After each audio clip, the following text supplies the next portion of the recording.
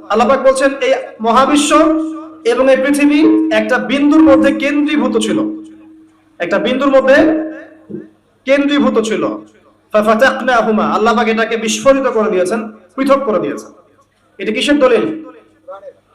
এটা কি big bang এর দলিল নয়? অতএব কেউ যদি আকীদা রাখে হ্যাঁ বিগ ব্যাং থেকে সব সৃষ্টি হয়েছে, মানে ঠিক আছে, কিন্তু এটা সংগঠিত করেছেন কে? আল্লাহ সুবহানাহু ওয়া তাআলা। আল্লাহ পাক বলছেন শুরুতে হুয়াল আউয়াল ওয়াল আখির, আল্লাহই প্রথম, আল্লাহই শেষ। ওয়া যাহির ওয়াল বাতিন, তিনি সুস্পষ্ট, তিনি গোপন। ওয়া হুয়া বিকুল্লি শাইইন আলিম, প্রতিটা বিষয় সম্পর্কে তিনি জ্ঞানী। আল্লাহ বলছেন সর্বপ্রথম শুধু আল্লাহ ছিলেন, আর কেউ ছিল না। আর এক সময় আসবে কুল্লু মান আলাইহা ফান ওয়া ইয়াবকা ওয়াজহু রাব্বিকা যুল জালালি ওয়াল ইকরাম। এমন একটা সময় ছিল আল্লাহ ছিলেন, কেউ ছিল না। আবার একটা সময় আসবে শুধু আল্লাহ থাকবেন আর কেউ থাকবে না। আল্লাহ পাক যখন ছিলেন, তারপরে আল্লাহ পাক সৃষ্টি করেছেন আরশে আজিম। আরশে আজিমের প্রশস্ততা বুঝাতে একটা হাদিসের মধ্যে এসেছে, একটা উদাহরণ এসেছে যে একটা ঢাল, ঢাল মানে ওই যে যুদ্ধের সময়, ওই সময় আগে যে ঢাল ইউজ করা হতো হাতে, এক হাতে তরোয়াল ছিল, এক হাতে কি ছিল? ঢাল। একটা ঢাল যদি রেখে দেওয়া হয় এবং এখানে যদি 7টা স্বর্ণ মুদ্রা রাখা হয় বা রৌপ্য মুদ্রা রাখা হয়, যতটুকু অনুপাত হবে এই পুরো কুরসি আর এই যে 7টা মহাবিশ্ব, এর অনুপাতটা অনেকটা এমন। কথা বুঝতে পারছেন? এটা ওয়াসিআ কুরসিয়ুহুস সামাওয়াতি ওয়াল আরদ, আয়াতুল কুরসির মধ্যে পড়ছেন না? এটাই সেই কুরসি। উদাহরণ এমন ভাবে দেওয়া হয়েছে। আবার নবীজি বলছেন সাল্লাল্লাহু আলাইহি ওয়াসাল্লাম, ওই ঢালটাকে, পয়সা ভর্তি ওই ঢালটাকে যদি আমরা একটা মরুভূমিতে রেখে আসি, তাহলে মরুভূমির তুলনায় ঢালটা যতটা ছোট, আরশের তুলনায় কুরসি অতটুকু ছোট। আমি কি বুঝাতে পারছি? আর এই আরশের উপরে আছেন আল্লাহ রাব্বুল আলামিন।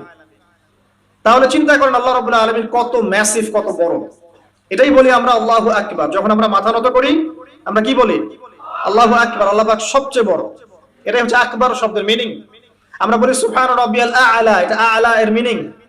আমরা বলি সুবহান রাব্বিয়াল আযীম, এটা হচ্ছে আযীম এর মিনিং। আমি কি বুঝাতে পারছি ভাই? আচ্ছা, এবার আসেন, আল্লাহ পাক আরশ সৃষ্টি করেছেন এবং আরশটা ছিল পানির উপরে। কানা আরশুহু আলাল মা, আরশটা কোথায় ছিল? পানির উপরে।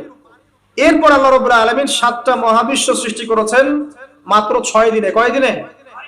6 দিনে। ফি সিত্তাতি আইয়াম আল্লাহ পাক বলেছেন। আর আল্লাহ পাকের একদিন আমাদের কত দিনের সমান? মাশাআল্লাহ, সব জানেন মাশাআল্লাহ, আসেন ওয়াজ করেন। মাশাআল্লাহ, এটা ভালো লক্ষণ। আল্লাহ পাকের একদিন আমাদের দিনের হিসেবে কত দিনের সমান? 50,000 বছরের সমান। এটাই বলা হচ্ছে কিয়ামতের মাঠে মানুষ দাঁড়িয়ে থাকবে 50,000 বছর, হিসাব শুরুই হবে না। মানুষ হিসাব শুরু করার জন্য নবীদের দ্বারস্থ হবে। আদম আলাইহিস সালামকে গিয়ে বলবে যে আমরা দাঁড়িয়ে থাকতে থাকতে ক্লান্ত, আল্লাহর কাছে সুপারিশ করেন, এট লিস্ট আল্লাহ পাক বিচারটা শুরু করুন। আদম আলাইহিস সালাম বলবেন যে আমি পারছি না। নূহ আলাইহিস সালামের কাছে, তিনি বলবেন আমি পারবো না। তারপরে আসবে ইব্রাহিম আলাইহিস সালাম, আমি পারছি না। নবী মুসা আলাইহিস সালাম, আমি পারছি না। ঈসা আলাইহিস সালাম, আমি পারবো না। সর্বশেষ কে? মুহাম্মদুর রাসূলুল্লাহ সাল্লাল্লাহু আলাইহি ওয়াসাল্লাম, যার উম্মত আমরা, সৌভাগ্যবান উম্মত আমরা, যার দিন নিয়ে আমাদের খুব একটা ফিকির দেখা যায় না, যার দিন আমরা ফোর্থ সাবজেক্ট বানিয়েছি, দুনিয়া আমাদের প্রথম সাবজেক্ট, তাই না ভাই? বাস্তবতা এমনই। তো সেই নবী সাল্লাল্লাহু আলাইহি ওয়াসাল্লাম তখন সিজদায় পড়ে যাবেন, আল্লাহ রাব্বুল আলামিন তাকে যা শিখিয়ে দিবেন সেই দোয়া তিনি তখন করবেন। এবং এমন কিছু জিকির আল্লাহ পাক শিখিয়ে দিবেন যেটা ওই সময় আল্লাহ পাক তাকে শেখাবেন। সুবহানাল্লাহ। এবং আল্লাহ রাব্বুল আলামিন তাকে বলবেন তুমি মাথা উঠাও, তোমার কি চাওয়া আমার কাছে চাও। তখন নবী সাল্লাল্লাহু আলাইহি ওয়াসাল্লাম সুপারিশ করবেন উম্মতের জন্য ইনশাআল্লাহ তাআলা। নবী সাল্লাল্লাহু আলাইহি ওয়াসাল্লামের সুপারিশের ফলে এই উম্মতের যে ব্যক্তির কলবের মধ্যে যাররা পরিমাণ ঈমান আছে, সরিষা দানা পরিমাণ ঈমান আছে, ইনশাআল্লাহ একদিন না একদিন সে জাহান্নাম থেকে মুক্ত হয়ে জান্নাতে যাবে ইনশাআল্লাহ। তাহলে সেই নবীর শানে আরেকবার দরুদ পড়ি, আল্লাহুম্মা সাল্লি আলা মুহাম্মদ ওয়া আলা আলি মুহাম্মদ কামা সাল্লাইতা আলা ইব্রাহিম ওয়া আলা আলি ইব্রাহিম ইন্নাকা হামিদুম মাজিদ। আল্লাহুম্মা বারিক আলা মুহাম্মদ ওয়া আলা আলি মুহাম্মদ কামা বারাকতা আলা ইব্রাহিম ওয়া আলা আলি ইব্রাহিম ইন্নাকা হামিদুম মাজিদ। দেখুন, এভাবে আল্লাহ পাক মহাবিশ্ব সৃষ্টি করেছেন। মহাবিশ্ব সৃষ্টি করে আল্লাহ পাক ক্ষান্ত হন নাই। আল্লাহ সুবহানাহু ওয়া তাআলা অনেকটা সময় পর সেখানে মানুষকে পাঠিয়েছেন। সূরা দাহার পড়বেন, আল্লাহ পাক বলেন হাল আতা আলাল ইনসানি হিনুম মিনাদ দাহরি লাম ইয়াকুন শাইআন মাযকুরা। আল্লাহ পাক বলছেন মানুষের উপর এমন একটা সময় চলে গেছে যে মানুষ তখন কোনো আলোচ্য বিষয় ছিল না। এখন আমাদের পৃথিবীতে চলাফেরা দেখলে মনে হয় না আমরাই সবকিছু। মহাবিশ্বে এমন একটা সময় চলে গেছে তখন মানুষের কোনো অস্তিত্বই ছিল না। হয়তো পৃথিবীতে অন্য কোনো মাখলুক থাকতো, হয়তো বা, আল্লাহু আ'লাম। পৃথিবীর বয়স অনেক প্রাচীন আমাদের বয়সের চাইতে। এটা হতেই পারে মহাবিশ্বের বিভিন্ন গ্রহে আল্লাহ পাক অন্য মাখলুক রেখেছেন। অ্যাটলিস্ট মালায়েকা তো আছেই, ফেরেশতারা আছেন। তো অনেক পরে আল্লাহ রাব্বুল আলামিন ফেরেশতাদেরকে ডেকে বললেন যে আমি পৃথিবীতে খলিফা পাঠাতে চাই, ইন্নী জাইলুন ফিল আরদি খলিফা, আমি পৃথিবীতে খলিফা পাঠাবো, তোমাদের মতামত কি? তখন ফেরেশতারা কি বলেছিলেন যে নাহনু নুসাব্বিহু বিহামদিক ওয়া নুকদ্দিসু লাক, আমরাই তো আপনার প্রশংসা করছি, স্তুতি বর্ণনা করছি। আপনি কি এমন কাউকে পাঠাবেন যারা সেখানে গিয়ে ফিতনার ফাসাদ সৃষ্টি করবে, ওয়াসফিকুদ দিমা, রক্তপাত ঘটাবে? আল্লাহ পাক তখন বলছেন ইন্নী আ'লামু মা লা তা'লামুন, আমি যা জানি তোমরা তা জানো না। এরপর আল্লাহ পাক নিজের হাতে আদম আলাইহিস সালামকে সৃষ্টি করেছেন, নিজের রূহটা ফুঁকে দিয়েছেন, আদম আলাইহিস সালামকে সমস্ত জ্ঞান শিক্ষা দিয়েছেন, তারপর ফেরেশতার সামনে নিয়ে গিয়েছেন, সিজদা করতে বলেছেন। আমরা সেই আদম সন্তান। আমাদের পিতাকে আল্লাহ রাব্বুল আলামিন ফেরেশতাদের সামনে নিয়ে সিজদা করিয়েছেন। আমাদের কি সেই ফিকির আছে? আমরা কি আমাদের সম্মানটা বুঝি ভাই? আমাদের পিতাকে আল্লাহ রাব্বুল আলামিন সমস্ত ফেরেশতাদের সামনে নিয়ে গিয়ে সিজদা করিয়ে নিয়েছেন, আর আমরা তার সন্তান। আমরা সেই সন্তান এখন ঘুষ খাই, আমরা সেই সন্তান এখন জিনা করি, আমরা সেই সন্তান এখন মাদক খাই, গাঁজা খাচ্ছি, ইয়াবা খাই, মেয়ের সাথে জিনা করছি, পরকিয়া করছি, পতিতালয়ে রাত কাটাচ্ছি। আমরা সেই সন্তান যারা 5 ওয়াক্ত নামাজের ধার ধারছি না, নবীর সুন্নত নাই চেহারার মধ্যে। দ্বীন ইসলাম, আল্লাহ পাকের পৃথিবী, আল্লাহ পাকের জমিন, দ্বীন ইসলাম সবাই এখানে প্রচার প্রসার ঘটাবে, এটা আমাদের মৌলিক স্বাধীনতা। এই বিষয় থেকে আমরা সরে আসছি। আমরা সেই আদম সন্তান।